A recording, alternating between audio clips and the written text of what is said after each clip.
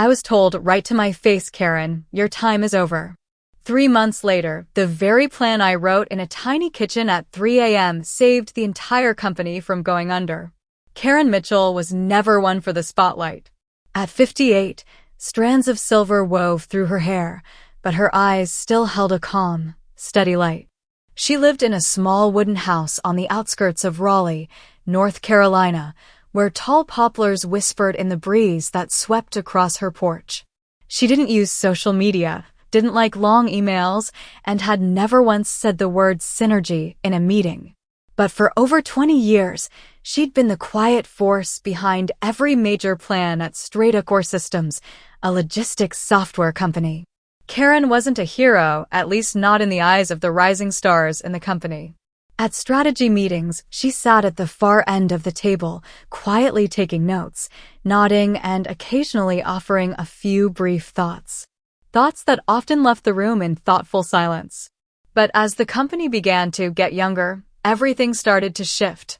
Suddenly, strategy needed to come from people who knew what was trending on TikTok. They brought in a wave of new consultants, cut departments deemed not agile, and pushed Karen out of the strategy team. Karen, you've done a lot. But the company needs a younger vision now. That was their way of saying, you're outdated. Karen just smiled. She didn't push back, didn't argue, didn't write a long email demanding fairness. Instead, she packed up her things and moved to a quiet desk near the engineering team, where young staff still called her Miss Mitchell and occasionally asked her to help debug logic in their financial models. At the time, the company was staggering under the weight of the COVID-19 pandemic. Global supply chains had collapsed. Contracts were canceled. Clients froze their budgets. The young strategy team held loud brainstorming sessions, suggesting everything from blockchain solutions to launching a YouTube channel, even selling products as NFTs. Karen didn't judge them. She'd once been young and wrong, too. What she did was listen and take notes. Quietly, she started working with 3 overlooked employees, a programmer recently pulled off a key project, a data analyst who once said, I don't feel like I have a voice here, and a fresh-out-of-school intern with big glasses and a habit of staring at the floor. She met with them during lunch breaks, brought coffee, didn't call it a meeting. It was just conversation. But week by week, they started working like a real team. And from those quiet talks, a new plan began to take shape, a plan that would change the company's fate. Karen didn't want the spotlight. She just wanted the company to survive, and for the people she believed in to have their chance to shine. She never imagined she'd be starting over at 58. She didn't say it out loud, didn't complain to friends, didn't post anything on LinkedIn. But sometimes at 3 a.m., when the whole Raleigh neighborhood was asleep, she sat alone in the kitchen, nursing a cold cup of coffee as the pale blue light of her laptop washed over her tired face. On that screen, numbers slipped slowly into the red. Cash flow projections, operating costs, customer growth charts dipping to all-time lows. Reports from the new strategy team, flashy, convoluted, but hollow. Karen wasn't angry. She was worried. Worried for the young people who still believed this company could change their lives. Worried that real value was being buried beneath buzzwords. Worried that if no one acted, there'd be no company left to argue over in 6 months. She wanted to save the company. But more importantly, she wanted to save the people. Every number on that spreadsheet wasn't just money. It was Tim's paycheck, the engineer who'd just bought a house. It was Rose's healthcare. She was a single mom raising 2 young kids. It was Josh's first shot at a real job, the intern who still hadn't looked up once during a Zoom call. But who would listen to a 58-year-old woman with no MBA, no weekly success posts, and no flashy project updates? She's the kind of person who holds back innovation. Karen used to be great, but things are different now. She's kind, but out of touch. Karen didn't hear those words directly, but she felt them in the way people fell silent when she spoke. In their averted eyes. In meetings where no one asked for her opinion anymore. It hurt. Not because of ego, but because they'd forgotten. Forgotten that she was the one who kept the fire burning when the company nearly collapsed back in 2008, when most of them were still in high school.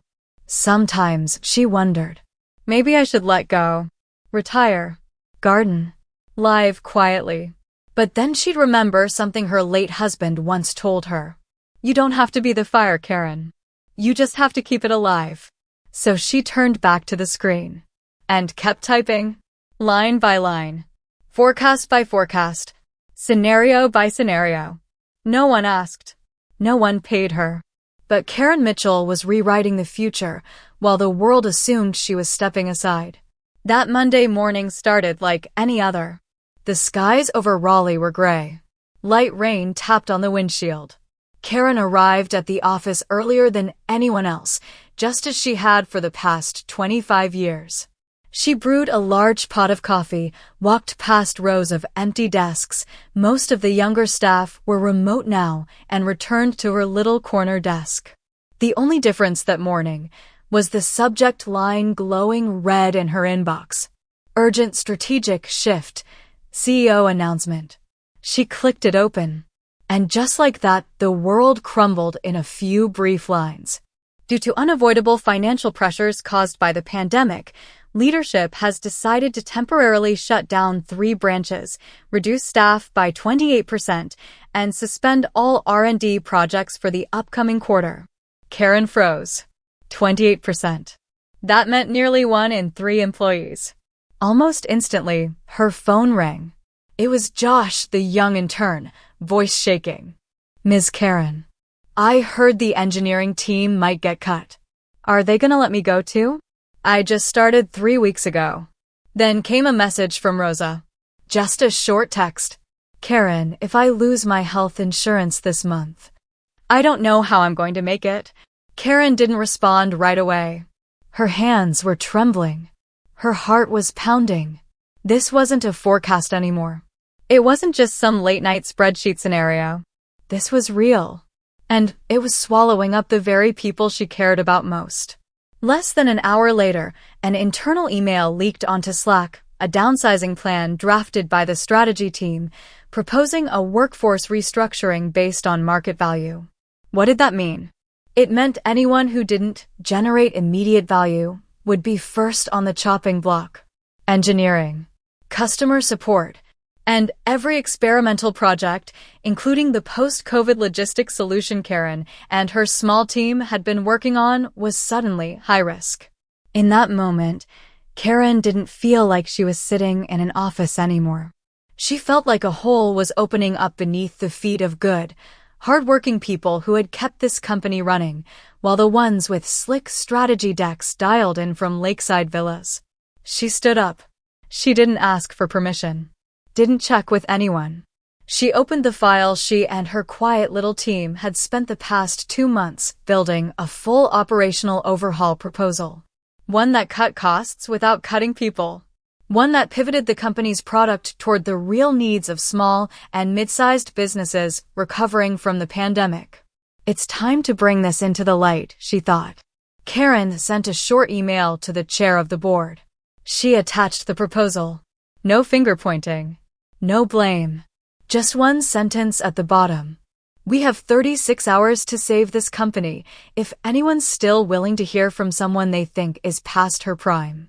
Then she sat back down, took a sip of her cold coffee, and waited. There was no more room for fear. No time left to hold back. Karen Mitchell had made her choice. For the first time in years, she wasn't just keeping the fire. She was stepping out of the shadows. Tuesday, 9:02 a.m.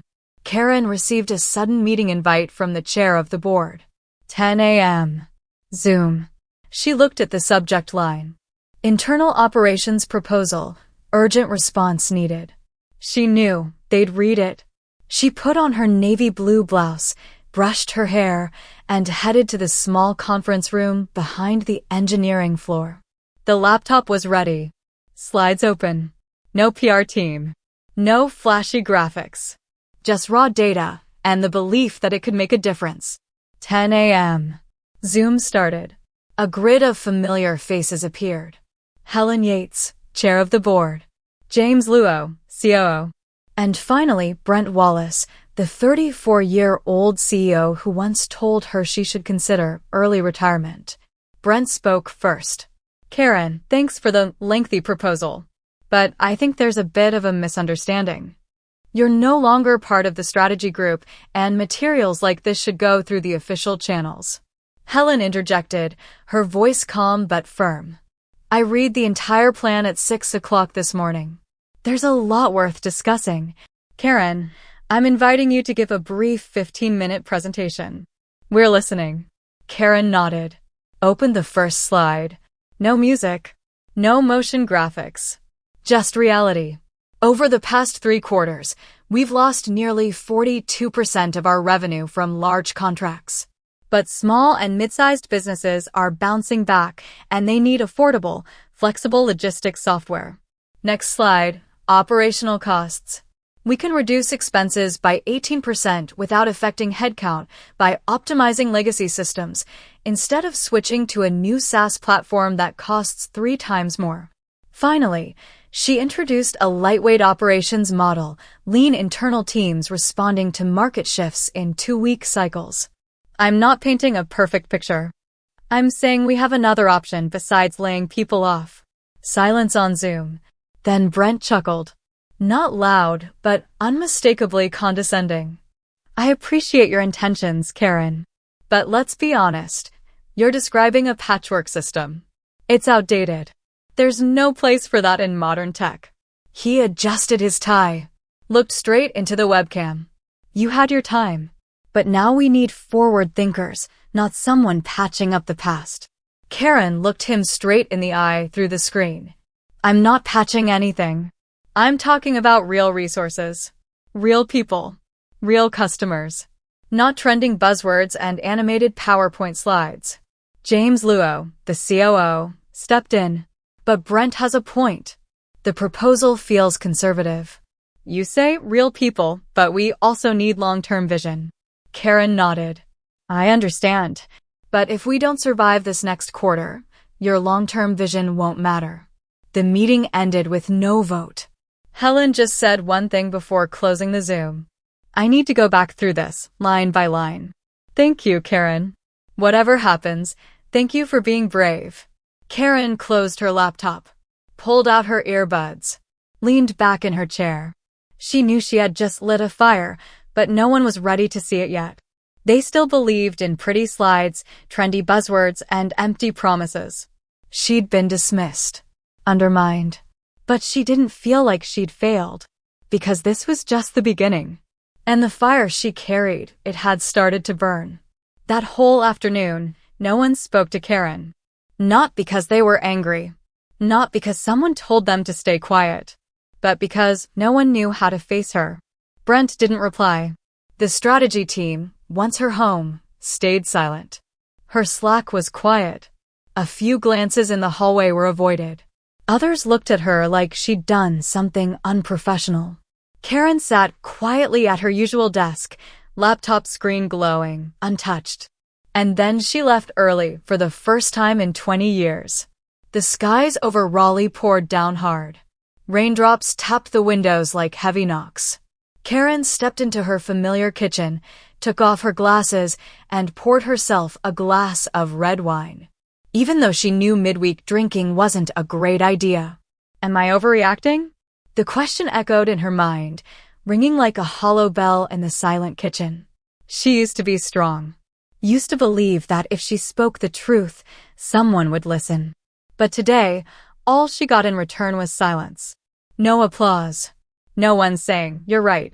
Just emptiness. Karen opened a cabinet and pulled out an old file box. Inside were certificates, handwritten notes from former colleagues, and a letter from the company's first CEO. Karen, without you, this company wouldn't have made it through the winter of 2008. She smiled, a sad, bittersweet smile. And now they call me the past. The kitchen lights were soft. Outside, the rain still hadn't stopped. Karen sat on the floor, leaning against the cabinet, and let the tears fall. Not out of anger.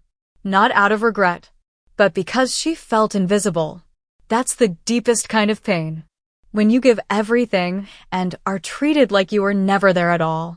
Then came a ping from her phone. It was a message from Josh, the shy intern she once taught how to write technical reports. Miss Karen, I just finished reading your plan. I don't understand all of it, but one thing is clear. I've never seen anyone in this company care about others the way you do. I just wanted to say thank you no matter what happens. Karen stared at the screen. And then she laughed, a soft, raspy laugh, tangled with tears. She remembered why she did this in the first place. Not to become CEO. Not for recognition. But so people like Josh, Rosa, and hundreds of others could hold on to hope. She wasn't invisible. She was just standing in a place the light hadn't reached yet. Karen stood up, wiped her tears, and walked back to her desk. The coffee was cold. The laptop was still on the last slide. She added one final line to the document. You can't save firewood by putting out the fire. Keep the flame, even if it's just a flicker. The next morning, Karen arrived at the office earlier than usual.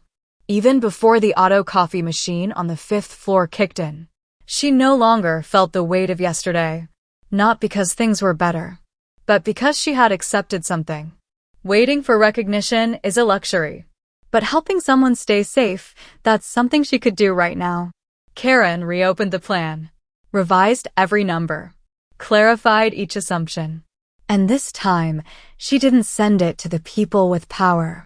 She sent it to Tim, the logistics engineer working directly with SME clients. She sent it to Rosa, the customer care team lead.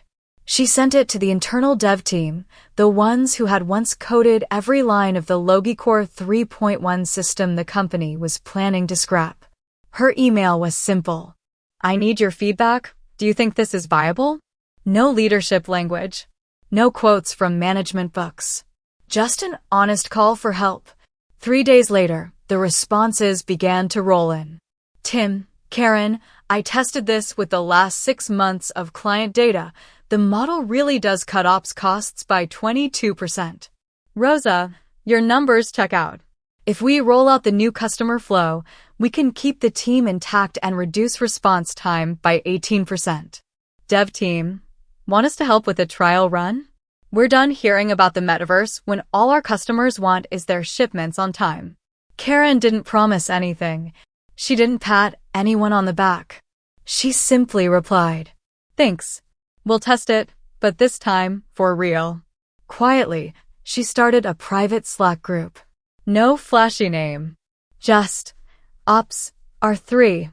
Inside, they shared small fixes. Tested pieces. Collected data. Reported results, step by step. No budget. No official mandate. Just a group of people who believed in one thing. This company could be saved. If they took the lead. And then, on a Thursday afternoon, the thing Karen had been waiting for finally happened. An email from Helen, the chair of the board. Karen, I'd like to have lunch. Just us. Tomorrow. No dramatic subject line. No long message. But Karen understood. Someone had started to listen. Subject line. You don't want to be CEO, do you, Karen? That lunch didn't happen in an office. No glass-walled meeting room. No assistants waiting by the door. Helen Yates, chair of the board, chose a quiet little place on the south side of Raleigh. She was already seated at a window table, cream blouse, silver hair pulled back neatly, sharp eyes with a hint of weariness. Karen arrived right on time. 2 women in their 50s, who'd walked alongside the company for over 2 decades, now sat facing each other, not to reminisce, but to talk about the battle ahead.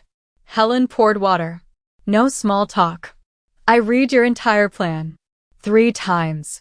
And I think it's the only thing that might keep us from having to liquidate next quarter. Karen stayed silent. She wasn't here for compliments. Helen continued, her voice lower now. Brent's heading in the wrong direction. Worse, he doesn't know he is. But if I challenge him directly, the board will fracture. We don't have time for civil war. Karen nodded slightly. She understood, not from books, but from experience. So, what do you want from me? Karen asked plainly. Helen looked her straight in the eye.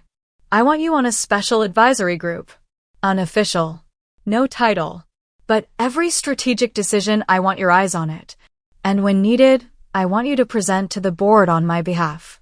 Karen leaned back in her chair, exhaled slowly. This was an opportunity. An open door. But also a trap. I'll have no title. No authority. No one will know I'm behind it. And if this fails, I'll be painted as the saboteur, she said. Helen didn't deny it. That's right. But if it works, you could save 200 people from losing their jobs. And that's worth more than any title. Karen sat in silence a moment, looked out the window, where yellow leaves drifted softly on the early autumn breeze. You don't want me to become CEO, Karen said, not as a question. Helen smiled faintly. You don't need to be CEO to lead, Karen. And honestly, I think you know that better than anyone. That line wasn't a rejection. It was a confirmation. Karen didn't need a crown to change the game. She nodded slowly. I'll do it. But I have one condition. Helen tilted her head, waiting. I want full control over the ops, our 3 project with my current team. No interference. No reassignments. And I report directly to you, not through Brent. Helen was quiet for a few seconds, then reached out her hand. Deal. Their hands gripped not in celebration, but in understanding that the board had just tilted. Karen left the little restaurant, stepped into her old silver car, opened the project plan, and typed a new line. Officially entering the battle. After lunch with Helen, Karen returned to the office, but no longer as the woman pushed to the sidelines. She didn't change how she dressed. Didn't start issuing commands. Didn't ask for a title or her own office. She just worked as if the company had never shut her out. Week 1, no one noticed. Week 2, the Ops, our 3 team began testing a new order handling model for SME clients and reduced processing time by 19%. Week 3, internal operating costs dropped 11%, simply by reactivating a modified legacy platform recoded by Karen and the internal tech team. The data started speaking for her. Then came the emails. From team leads, Karen, can you take a look at this report? From engineering, heard you've got an optimized logistics API model? From finance, the new boss won't cut outsourcing costs, but your model actually seems more sustainable. Karen didn't respond to everyone, just the ones who really needed help. She wasn't chasing power. But the people who actually did the work started coming to her because they saw results. And then, Brent noticed. Monday, 8:47 a.m. Karen had just set down her coffee when a notification popped up from Outlook. Meeting with Brent Wallace, room 214, 9 a.m. No subject. No note. Karen showed up on time. Brent stood by the whiteboard, marker in hand, his face tight like he was trying to stay calm. I hear you've been working with some of the engineering teams. And there's this project or something. Ops, what? He wouldn't look her in the eye. Karen sat down, neat and calm. Ops, R3. Internal Operations Improvement Team. Approved by the chair. Brent's grip on the marker tightened. We have a process for proposing strategic changes. You know that, Karen. Company-wide decisions go through the CEO.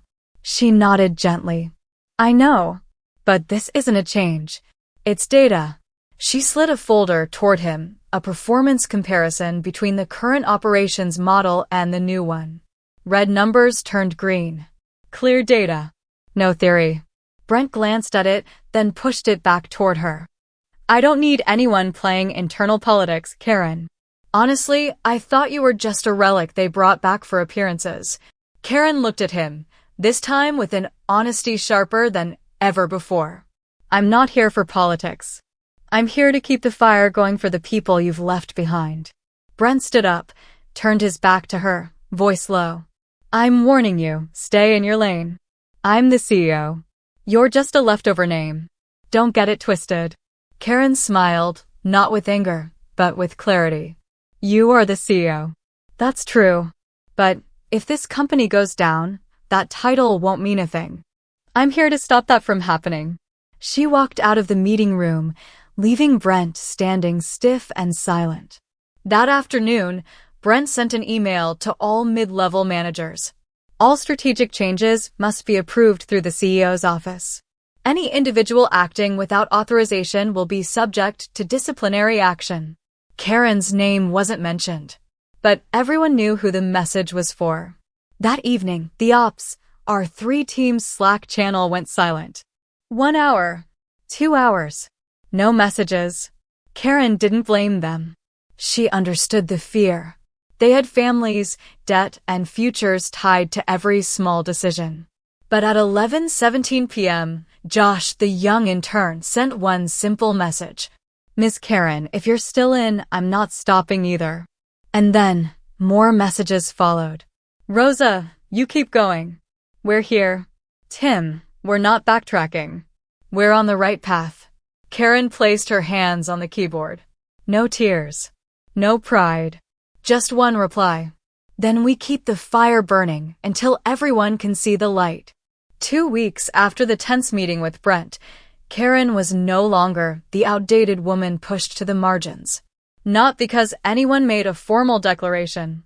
No plaques. No standing ovation. It was simple. The data didn't lie. Monday, 9:07 a.m., Quarterly Operations Report. Slide 1. The Ops R3 trial model rolled out to 42 small and medium clients. Customer satisfaction up 31%. Operational costs down 14.8%. Customer retention at its highest since Q1 last year. Slide 2. Comparison between Brent's new system and Karen's revamped legacy platform. New system, twice the cost, 17% slower response time, average client rating, 2.9 out of 5. Modified legacy platform, rating 4.4/5, with support expanded to 3 new market segments. No one in the Zoom boardroom could argue with the numbers. Silence for 15 seconds. Then, a board member from San Francisco spoke up. Who's leading the Ops R3 team? Brent hesitated. His voice clipped. An informal group started by Karen Mitchell. No formal approval. Helen, the chair, looked directly into the camera. But the results are real, right? Brent clenched his jaw. We're in the process of reviewing, but this group hasn't gone through standard operational channels. Karen, quiet in a small Zoom square, calmly unmuted herself. We're not breaking the system. We're fixing it while it's still running. No one spoke. Then came a low, steady voice, the director from Houston. I'm not here to endorse any individual, but it seems the numbers do. Another board member added. If that team saved nearly $200,000 in 6 weeks, we need to hear them out.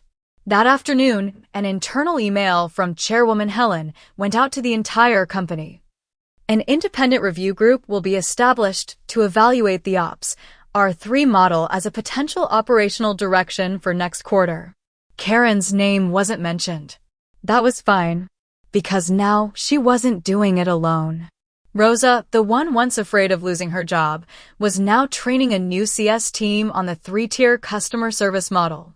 Tim, the logistics engineer, was invited to give his first-ever internal presentation. Josh, the intern, had just received a contract extension and a full-time salary. And Brent? He was starting to feel his chair shake beneath him. During a meeting with the engineering team, he slipped. We can't let someone like Karen lead just because of a few pretty charts. That message, somehow, made its way to Helen, forwarded by one of the team members with a note. Seems like he doesn't realize those pretty charts are the result of actual operations. That night, Karen received a one-line message from Helen.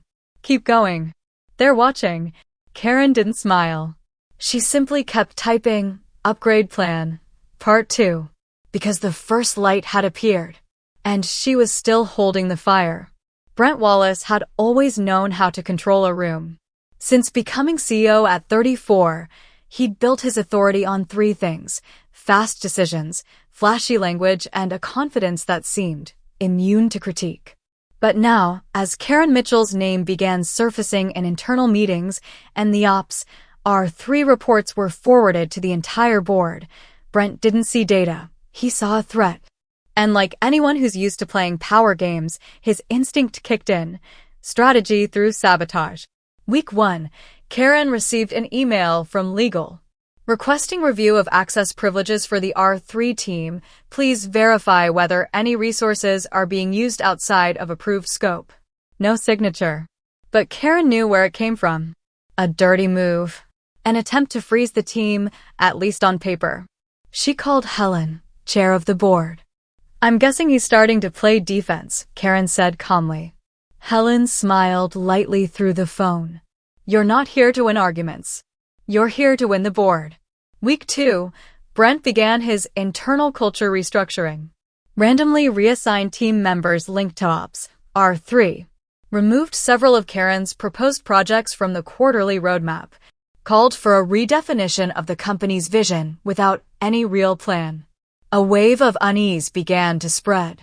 The Ops R3 Slack channel went quiet again. Emails now included phrases like, Karen, I need to consider my personal safety. Karen didn't blame them. She'd been there too. Seen as a disruption. The wrong fit. Good, but not right. Then came the direct hit. A company-wide live stream. Brent stepped on stage, wearing a sharp gray blazer, standing beside a meticulously designed PowerPoint. We're in a sensitive phase right now. And I want to emphasize, our long-term strategies must be led by people who understand the modern market, not those stuck in outdated ways of thinking. No name mentioned. But everyone knew. Karen, sitting in the back row, smiled gently. She didn't respond. Didn't stand. Didn't send a rebuttal email. She did the one thing Brent didn't know how to do. She kept listening and acted based on real value. The very next morning, she met with each member of Ops R3. Not to comfort them, but to remind them. None of us are here for recognition. We're here for one reason, to keep this company alive. If we have to go back to working in the shadows, we do it. Because meaningful work doesn't need a spotlight. Josh, the intern, spoke louder than ever before. You don't need to say anything else. That's why I'm here. That same day, the board received the latest report from the independent review panel. Ops R3 had officially reached scalable status and could save the company over $1.2 million if fully implemented within 6 months. Brent was requested to present explanations at a special internal meeting the following week. Karen checked the calendar. 9 a.m. Monday. Same time. Same conference room as the day she'd been cut from the strategy group 8 months ago. But this time, she wouldn't show up as someone cast aside. She'd arrive as someone who proved holding the fire can be stronger than any blaze. 9 a.m. 14th floor conference room. Same cold room.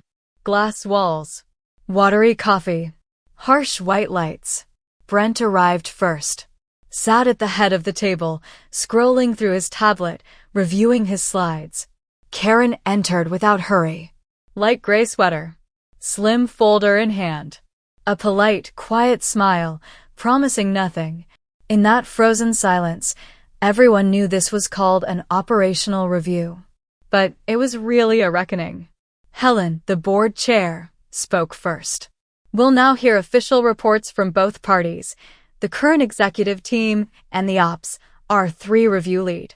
Then, we'll move into internal discussion. Brent went first. His presentation was long. Slides were sleek. Buzzwords flew: long-term growth, digital transformation vision, ecosystem redesign. But no one looked at him. They looked down at the numbers. Then came Karen's turn. She didn't use slides. She stood up, holding a simple printed report in her hand. Her eyes swept across the room. I'm not here to give a presentation. I'm here to present the truth. She laid out 3 simple comparison charts. 1. Operational costs. Brent's model increased costs by 23% over 2 quarters. The Ops R3 model reduced costs by 14.8%. 2. Customer retention rate. Brent's model saw an 18% drop. Ops, R3 saw a 31% increase. 3. Internal satisfaction from anonymous surveys. 63% of employees said they didn't understand the current strategy. 72% said they trusted Karen more than any current executive leader. Brent cut in, his voice sharp. This is emotional manipulation. You're trying to win hearts instead of leading with vision. Karen looked straight at him, her voice low but firm. It's not about emotions. It's about trust. And without trust, vision is just an empty page. She looked around the room and continued. I'm not here to take anyone's seat. I just can't stand by and watch the company I once helped save be dragged to the edge again by arrogance and hollow promises. I don't need a title. I don't need a microphone. But if you're asking why I'm still here, I only have one answer. Because I was the one who didn't walk away when this company needed me most. A moment of silence. Then Helen, barely above a whisper, said, Thank you, Karen. A board member from Boston nodded. I don't need another slide. I need someone who can hold this team together. Another member, speaking for the first time since the meeting started, added, If there's anyone who can make me believe we still have a shot, it's not the person currently sitting in the CEO's chair. Brent didn't respond. Not because he didn't want to, because no one was listening anymore. That afternoon, Karen left the meeting room the same way she always had. No grand speech. No spotlight. No fanfare. But this time, she didn't walk out alone. Josh was waiting by the elevator with a new analysis in hand.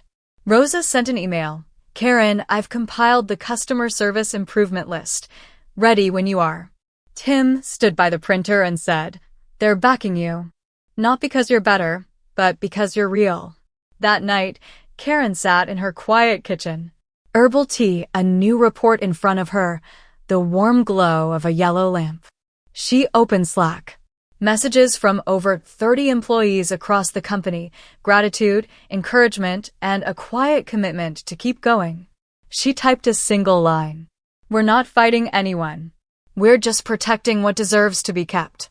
Karen knew there was something more dangerous than being underestimated. Words with no names behind them. A week after the board meeting, the atmosphere inside the company felt off. A few department heads who used to be friendly now quietly turned away. Her Slack still buzzed, but only from the core team. Accidental meetings no longer included her. Reports were forgotten when being sent out. And then, the rumors began to spread. Karen's just trying to claw her way back into the executive team. She's Helen's close friend, that's why she's being protected. Word is she mismanaged the R&D fund back in 2015, but it got covered up. Ops, R3 is just a vanity project to win staff loyalty. No one confirmed anything. No one said it to her face. But the stares in the elevator were louder than words. On Thursday afternoon, she received an email from the internal legal department. Request for verification of financial data access records from 2015 to 2016. An anonymous complaint claims Ms. Mitchell bypassed data authorization procedures while serving as strategy director. Karen sat still, eyes fixed on the line. Brent had made his move. And this time, he didn't need to speak, just plant out. She called Helen. They're going after reputation now. Helen sighed. I know. I've ordered a reverse audit. But Karen, are you sure you want to keep going? We could pause, ease the pressure. Karen smiled, tired, but resolute. I'm not tired of the work. I'm just tired of having to prove I'm not what they made up. But I've lived long enough to know, when they can't disprove the truth, they'll try to twist the truth about you. That night, Karen didn't go home right away. She stopped by the 10th floor, the old strategic hub. The same room. The same whiteboard. The same swivel chair, still loose at the joint like the day she was pushed out. She opened an old file on the desk, the 2015 financial report, complete with signatures and email confirmations that the access procedures were approved. Proof had never been the problem. The real question was, In an era ruled by power plays, does anyone still believe in integrity? The next morning, she sent an email to the entire company, just a short message. I'm not perfect, but every report I ever signed came with a signature. If anyone wants to see them, I'm ready to make them public. I'm not trying to take anything. I'm simply trying to protect a company I've been part of for over 2 decades. And protect trust in a place that's losing it every day. The response came faster than she expected. A finance staff member shared an old report confirming Karen had followed proper procedures. A department head who left in 2017 posted on the internal network. I used to disagree with Karen, but I never once doubted her integrity. And then, from departments across the company, employees started messaging her directly. We believe in you. And Brent? He was asked to explain the leak of an investigation that hadn't reached any conclusion. A board member sent an internal email, not bothering to hide the sarcasm. Instead of digging into someone's past, maybe take another look at your current strategy. That evening, Karen sat in her familiar kitchen. Soft rain outside, her tea still warm. And she didn't need anyone to call her name to know she was still carrying the flame for what's right. Subject line, I'm not looking for the spotlight, but I won't step away from it either. Monday morning.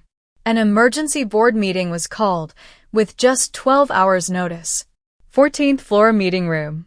This time, every board member was present. No Zoom. No remote proxies. Agenda, reevaluating the company's top leadership position. Brent walked into the room in his usual gray suit, his stride confident, but his eyes looked tired. Karen arrived afterward, quietly, carrying just one folder. Phase 2 transition plan for Ops, R3. There was no tension, just clarity. Helen, speaking firmly for the first time in months, opened the meeting with a direct statement. After 6 months of parallel implementation, the data speaks for itself. Brent's team failed on all 3 major performance metrics. Meanwhile, Karen's plan not only reduced costs and improved retention, it uncovered opportunities in smaller markets we previously ignored. A board member followed up, bluntly. We don't need more promises. We need results. And Ms. Mitchell delivered, without a budget, without a title, without a senior leadership team. Brent tried to stay composed, but his voice wavered. If you're going to replace me with someone who's not even part of the formal management structure, then I have nothing more to say. I'll step down. But don't expect investors to back a company run by someone out of touch with today's world. Karen didn't respond. Not a word. She simply opened her folder, flipped to the last page, and placed it on the table.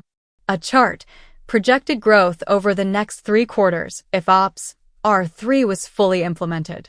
The numbers spoke for themselves. Helen turned to Karen. We don't just want you to maintain the model. We want you to lead the entire transformation, officially, as Chief Strategic Operations Officer. Some nodded. One even gave a quiet clap. But Karen didn't answer right away. She looked around the room, the same room that once cast her aside like yesterday's memo. The same people who once called her outdated. Then she spoke, not loudly, but every word was clear. I never wanted to come back. I never sought power. But when I saw this company losing its soul, I knew I couldn't stay silent. I'll accept on 2 conditions. Helen raised an eyebrow. Go ahead. 1. Every member of the Ops R3 team must be publicly recognized and formally included. No hidden names. No one left behind.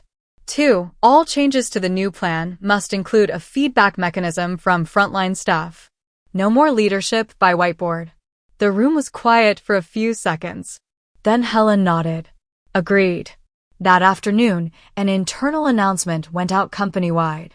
Karen Mitchell was officially appointed Chief Strategic Operations Officer, replacing Brent Wallace.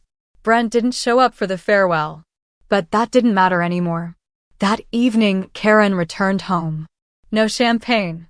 No press interviews. She brewed her tea, turned on the kitchen light, opened her laptop, and typed the first line of the Phase 3 plan. On Slack, dozens of messages poured in from every corner of the company.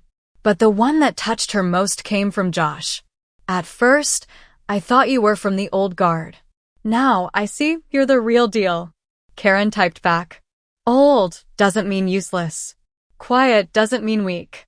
And keeping the flame alive will never go out of style.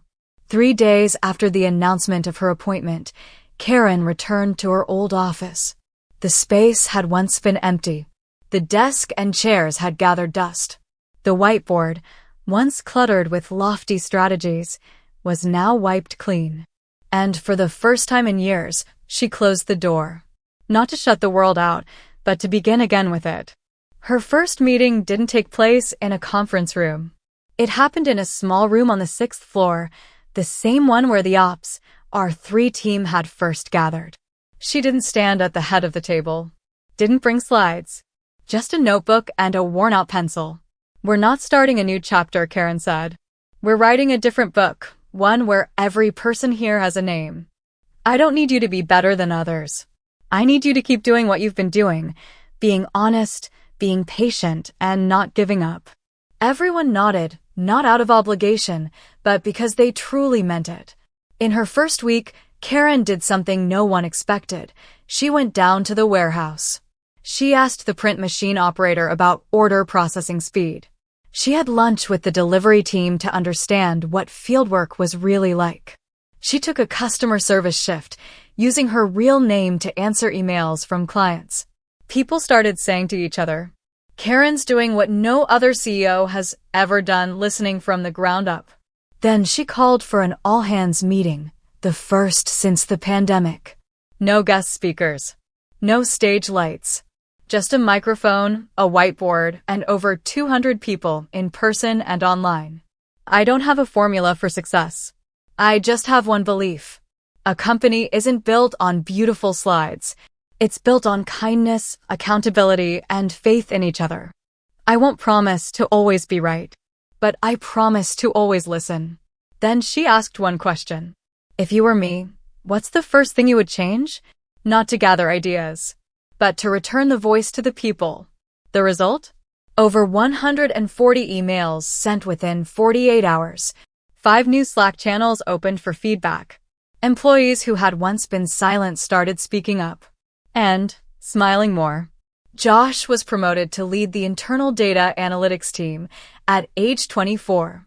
Rosa began training a new customer service squad based on her own 3-tier model. Tim presented a logistics initiative at a regional conference and stepped on stage for the very first time. No one called it a culture change. They just saw this. Everyone felt seen, trusted, and empowered. And Karen? She didn't change, she just became more clear. Still drank tea every morning. Still sat in the left corner of the meeting room. Still was the last one to leave the office after turning off every light. But now everyone knew. That last light left glowing was Karen. Not a flame that burned loudly, but a steady fire guiding the way. Autumn returned to the city of Raleigh. The leaves turned gold, the air crisp, and the sunlight that streamed through Karen's office window wasn't harsh anymore. It had softened, like the rhythm of her life. The company had made it through the crisis. The Ops R3 model had become the core operating system. Growth returned. Employee connections strengthened. The younger teams were energized and thriving. And in one strategic meeting, Helen unexpectedly asked, "Karen, have you ever thought about stepping away? Not because you're tired, but because this journey might be complete." There was no hidden message. No pressure. Karen smiled, the kind of smile only she had, quiet, deep, and full of time. That evening, she came home earlier than usual. She sat in her quiet kitchen, her old notebook open in front of her. On the first page was still a handwritten note from her late husband. "You don't have to be the fire, just be the one who keeps it when no one else will." Karen closed her eyes. A soft breeze drifted through the window. She didn't cry. She just let out a breath, gentle, like an autumn leaf falling from a branch. The following week, Karen sent an internal email to the entire company. No dramatic subject line. No tearful farewell. Just this. I'll be stepping down from my executive role at the end of this quarter. The young team we have now, they are strong enough, kind enough, and brave enough to carry this forward. I'm not leaving. I'm just stepping back, so you can step forward. Below that was a small quote, unsurprisingly, not from a CEO, but from a poet. A flame doesn't disappear when passed on, it simply spreads farther. Josh was nominated as Deputy Director of Data. Rosa was placed in charge of company-wide training and development. Tim became Regional Operations Coordinator. They didn't replace the old guard. They were themselves because they had been trusted from the very beginning by someone who never needed a title to lead. And Karen? She didn't disappear.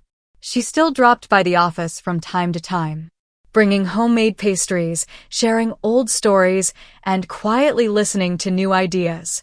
The only thing she never brought with her was any intention of taking back control. One day, near the end of the year, Josh asked her during a quiet coffee break, "Do you ever regret stepping away?" Karen looked at him, the young man who once hesitated to speak up, now leading a team of 12. She answered, simply, "No. Because the most valuable thing I left behind wasn't a plan, it was the belief that you could do it better than I did. And I see myself in you, only younger and braver." Karen Mitchell never needed to be remembered as a great leader. She only hoped to be remembered as someone who stayed when others walked away and passed on the flame when it was time. Karen Mitchell didn't leave behind a book. No TED Talk. No headlines. No inspirational female leadership podcast bearing her name. She didn't need to, because her legacy didn't live in the places people search for recognition. It lived deep within trust, the kind that can't be captured in a slide deck, but can be felt the moment you walk into an organization, where people dare to speak, dare to listen, and dare to be wrong without fear of being left behind. What does Karen's story teach us? Not a blueprint for success. Not stick with it and you'll win. No, Karen didn't win. She simply didn't give up. And in doing so, that's how she won. In an era where noise is mistaken for influence, where pretty slides are confused for vision, and speed is equated with competence, Karen reminds us, real leadership doesn't come from a title, it comes from character. Trust isn't built in boardrooms, it's built in how you treat others when no one's watching. And resilience, even when quiet, is how people like Karen change companies, change people, and change the future. Because in the end, you don't need a spotlight to make an impact. You just need to stay when the lights go out. And keep the fire alive so those who come after you can still find the way. Karen's story ends there, but the light she left behind does not. And if you, the one reading this, have ever felt invisible, ever been told you're outdated, ever felt like your voice no longer matters, remember, silence is not failure. It's the moment when you are tending the fire for something greater than yourself.